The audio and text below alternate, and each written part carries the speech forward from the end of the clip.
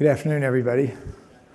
My name is Larry Rosenstock. For those of you who came far and wide, my office at High Tech High is about 5 minutes from here, so it's kind of easy for me, though we have a small crowd, and my voice is going, but I'll see what I can do.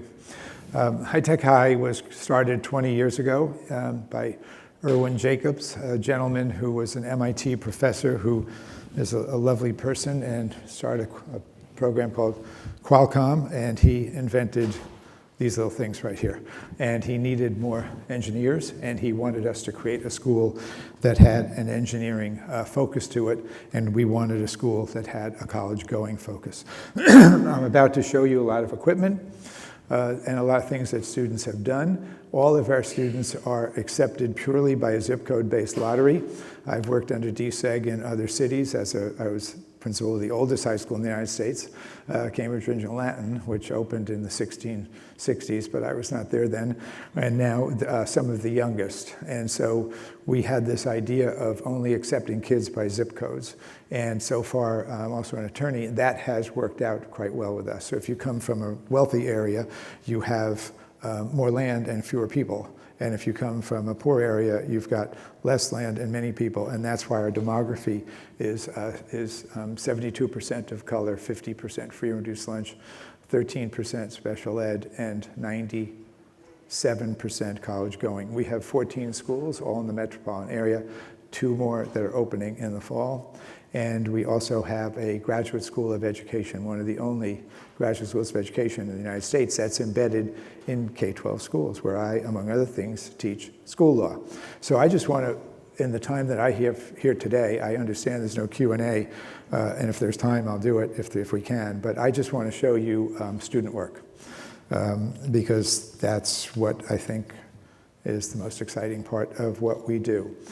This is where some some ninth grade young women have been sending up GoPro cameras 1 mile and getting all types of data. Actually, the Navy has asked to get some of that data. So that would be, High Tech High would be right where that arrow goes to, and there's the Pacific Ocean, as you can see, right next to us. It's very few minutes from here. And they love doing it. You know, for those of us who do not remember the past, we're condemned to repeat it. I think is very, very important to remember for us all. The philosopher in me. Press the button again, didn't do it, let's see. Okay, good. As far as we know, the first learning was done a millennia ago when we sat at the foot of somebody who showed us how to do something, like weave a basket, and then how has it evolved or devolved since that time. The first structured learning was for males to leave society and go into redoubts where they studied religious texts. Females did not. I cannot teach anybody anything. I can only make them think. He was not really a writer. He was really a thinker. And we all think about Socratic dialogue. Law school is all about Socratic dialogue. And also our schools are about Socratic dialogue. We have a fact pattern, we change it again, we change it again. What if it happened this way? What if it happened that way? What if we happened this way? So we stand on the shoulders of these. Cambridge Latin opened, as I said, in 1660s, and this is a picture of Cambridge Latin from not quite that far back, but from long ago. I guess I'm pressing, oh, here we go. Now, of course, he had a few complicated things about who he represented and who he was, not to be forgotten. However, he created the first public university in the world, University of Virginia, in which he felt that you should not get a degree, you should just come and go whenever you wanted to learn something, a very interesting notion. My wife's grandmother in North Platte, Nebraska, in 1924 ran this one-room schoolhouse, which had males and females, and all different ages were not segregated at all. Think about that phase of public education and where we've come to since. That's me with my back to you and hair on my head. I was a film major, and I made a documentary film about Vermont State Prison. when the film was shown on public broadcasting, they closed the prison because it was the oldest prison in the United States, very, very terrible condition. And instead of realizing the power of film, I decided to go to law school and study prisoners' rights. So I became an attorney, which has factored into a lot of what I do. What I felt about these people in jail was that they were every bit as bright as the people I went to law school with, and I forever have been wondering why they are there and everybody else is over there. I think we know some of the answers to that, but not all. This is a house where there was a woman who was a suffragette in Cambridge in the 1800s, and she had the top of it, they were building a little room for showing my age of processing photography, and they asked me if I would build it because I was working as a carpenter after college. And while I was doing it, the kids who got out of school, the public schools, came at 3 o'clock in the afternoon, and they'd want to run upstairs because they heard somebody upstairs making a lot of noise, so I started teaching them carpentry. And that night I brushed my teeth and I looked in the mirror and I remembered thinking to myself, I want to teach kids, and I have been doing it for the last 40 plus years nonstop, and love doing it. Okay, what about canaries that have to take wood shop? Again, in teaching carpentry for all those years, you found who took carpentry? The have-nots tended to take carpentry, and the haves went to something else. Again, my whole theme here is about segregation and desegregation, and it has been throughout my career, where they basically said, okay, you're going to go, we're making this because your parents are X, you're going here, because your parents are Y, you're going here.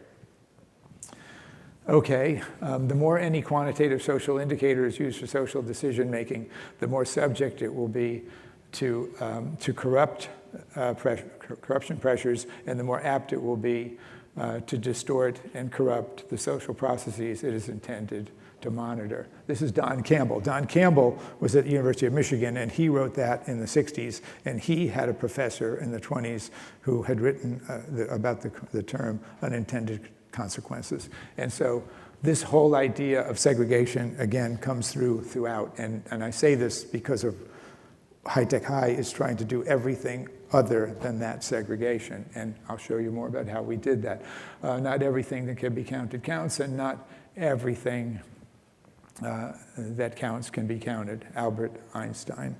Very true when you look at all the data that we have about kids today. So we decided, as I've said, that our college admissions data was going to be what we lived and died by, and that the better we were at getting kids into college, the weirder we could be.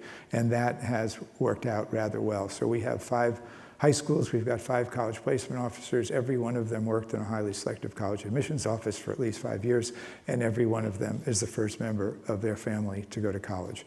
We could hire them, almost sight unseen.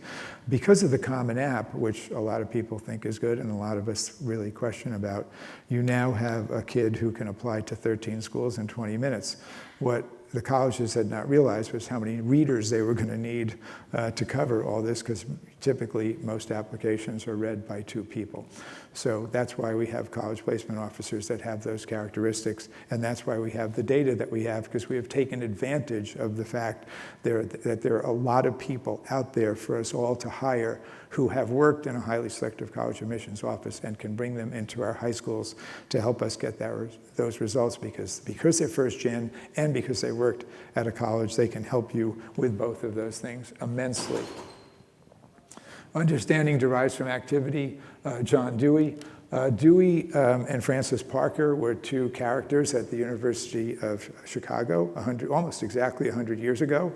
They created 2 schools. I don't know if I should mention them. Probably one of them is named after one of them, and that's a private school here in this town. The other one is named after the other one, and that's in Chicago. And it is part of a great university in Chicago. I'm not putting it down, but I just want you to, if you go to the University of Chicago lab school website, read about what those 2 gentlemen wrote in 2 or 3 pages about what a high school should look like.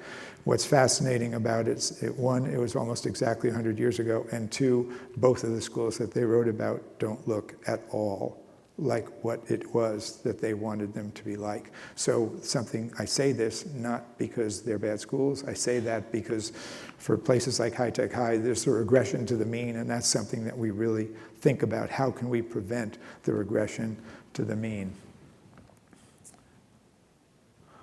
Okay, Paolo Freire spent a lot of time at Harvard, and a lot of us who were there at that time, I was working as an attorney there, and working on the School to Work Opportunities Act and the law that allowed kids to take internships, and that relates, I think, to some of his work. When we did that under the Clinton administration, the idea of an internship was that you had to be at least 16 years old in order to go to an internship, and that is still the case under the law.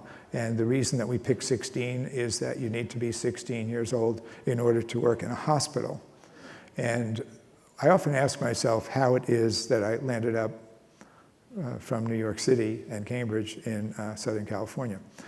Now, for those of you who don't know this about Southern California, California was the world's 6th largest economy until a few months ago. It is now the world's 5th largest economy. It's a very, very big place. So what we were essentially trying to do was, when I came here, I was working on a very big project for the Clinton administration in which we were looking at internships to see how they were working. And we went to this high school that is probably, well, it was the closest high school to the border, but we have now built one that's the closer one to the border. And by the way, there's a big mountain behind it, and the idea that there's going to be a wall on top of that mountain is patently absurd. But at any rate, these were all inner city kids, and there were 17 of them, and they had all done internships in a hospital. And one of them was pregnant with a boy inside her, and she had done a study on whether or not the boy inside her should be circumcised from a sexual, health, social, and every other point of view. And all of the 17 sat there just like adults, no jokes, no kidding. And we just fell in love with them. We fell in love with that school. And that was the moment at which I and my merry band decided to stick in this community because of the range of demography here, especially with Asian and Latinos in this population. Excuse me. This is one of our schools. There's several things I can say about it, but again, I'll go back to my carpenter self. I was speaking in Australia to a very large group of architects, and a woman came down to talk to me, just like I am today, and she said, "You remind me of Mike Spock." I said, "Oh, Mike Spock was at my wedding." Mike Spock is Benjamin Spock's son. Benjamin Spock wrote the second most sold book in the world after the Bible, the baby book, and his son Mike created the first children's museum in the world, which is the Boston Children's Museum. And he said there are 3 iconic elements to building a children's museum, and I think they're the same elements to making a school. And we build all our schools, so this to other people might just get buildings, but we don't. Height, light, and revealed structure are the 3 iconic elements that you're trying to create in a school. And ideally, north-facing, like this, north-facing light, especially in this type of climate, because basically if it's north-facing, you've got very little expense for heating, and also everything's basically staying cool. That way you're not getting direct sunlight. This is our school. That is, the mountain is Mexico, and that's our school in Chula Vista. I'm showing this because we had a problem when we built it, and that was that there were these little kind of sort of rats that were kind of problematic that were coming in, and if you could get serious illness from them. So the 5th graders wanted to take on the project about what to do to get rid of them. And they found out that there was a barn owl that eats those little rats. And so they found out also that there's a certain type of tower that barn owl needs. That's a certain height, a certain size. And so they made that's just a view to the mountain, height, light, and revealed structure. They made these long poles that stick way up, and those barn owls came and moved into them, and they got rid of the rats because of that project, okay? I think there's a picture of someone showing it, but maybe not. Calculicious, this is just a project on math. Okay, that's really interesting. Where's the math? There it is. Where's the math? There it is, okay? So basically, here we go. And here's another example. And here's the math. So is it sneaking the math in? Maybe so, but if you're doing a project that has observation, reflection, documentation, and exhibition, we are extremely project-based. People have to do something to the things that they wish to find out about. They have to alter conditions. This is the lesson of the laboratory method and the lesson that all education needs to learn. John Dewey, sorry about that. And this is a Phys Newton, a play on words. This was a big physics project that some 11th graders did, in which they looked at all of the standards, and they put them down at the standards down below for this math, and then every student had to make an example, like a train hitting that car. Actually, that's in my office. I don't know if that meant anything. That the kid gave me that as a gift, but I appreciate it nonetheless. And then here's Newton's second law. Here you go, right there, etc. Moving along, and then yet more. All from the national standards for physics, okay? And then another project, this was 10th graders who wanted to, you crank it at the bottom and all the wheels go around, and I assure you there was a ton of math before they started drilling holes in the walls to mount all those bicycles, and a lot of people who are visitors. By the way, we have 5,000 visitors a year from all over the world. And so when people come by, this is outside my office, they always crank it and ask questions about how that happened. Friction, another project where they installed things throughout the school. I think I have an example. I don't. I thought I did have one, but maybe I'm going back again. There's one right in here, which is a chaotic pendulum, where it's right where my board meets, and you spin it, and it goes around and around and around, and it gets really spastic, and then it stops. And a lot of people seem to love running that one. So you see those types of things throughout the building. This was our kids have published about 300 or 400 books. This was a children's book, that was for 9th graders, that was written by older students, that was going to explain, again, Newtonian physics standards and the like. This is yet another project that's in the wall where, where the math is behind it, where you can't see it, but the math is always explained. There's the chaotic pendulum that I mentioned, and it really does it's really fascinating. It goes, then it goes, like someone's almost talking to it and telling it what to do. I got 7 minutes to go. Yet another project. I'm just here to really just show you student work, I think, because that's what we live by. This was 10th graders, Economics Illustrated, a book in which they wrote a book about microeconomics. It's a really great book. In fact, one of my board members sent it to a particular president, not the current one, and he asked if he could have. He himself is a business person, and he loved it so much that he wanted another copy to give the president. So I gave him 3 copies in case there were any other presidents that wanted to brush up on microeconomics. And the invisible hand is something in microeconomics, and that is basically just one of the chapters that Ms. Gomez wrote. Everyone else wrote a different chapter. Here's another one about free riding, and again, the whole chapter came behind what Allison wrote. Yet another project, the Lebowski, where they did chairs. Again, I think you can appreciate math throughout this whole thing. And these things, get spread around the school, and kids sit in them and all that kind of stuff. This is something that we kind of got a little bit famous for because someone made a book. A filmmaker was commissioned to make a film about a school and came and had gone around the world looking at schools and landed up spending a lot of time at our school because of this project. This was a project where it's up on the wall in our conference room now, actually, where what's happening here is that you've got 9th graders, and the wall in the center is given to them by the teacher. That's that they created on the summer.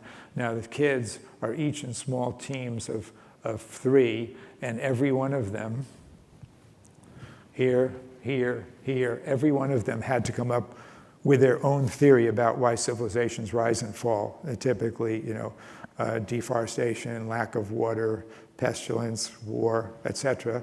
And they studied all those things, and then every one of them had to do the math of making their piece that went into every one of those things. And when you press a button, it goes around, and they all move. It's quite beautiful. And that was done a few years ago, and when a lot of those students come back from college to visit, they can tell you to this day everything they learned about a project like that and about why civilizations rise and fall, something that we should all be thinking about and, of course, worrying about.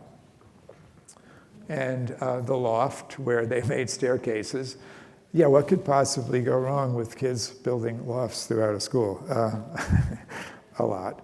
But they did, and they were safe. As you see, here's some more of them.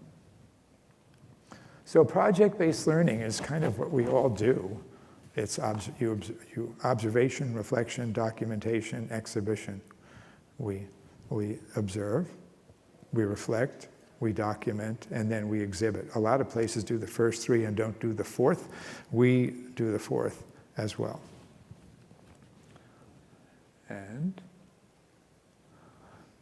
this is one of my favorites. We have a big, because we created a grad school of education, there's only 2 graduate schools of education, as I said, in the entire United States are embedded in schools out of 1,400. That's really interesting. And it was really hard. It took us 8 years to convince them to let us do it. And so I wanted to be the person that controlled that particular space and what was hung in that space, and I waited a long time. This was designed a little bit after Harvard's center, but I think we improved upon it in various ways. And what happened here was that 5th graders, their teacher in middle school had them, he rented a bus, and the bus dropped them off. They were in teams with some teachers, dropped them off at the Mexican border.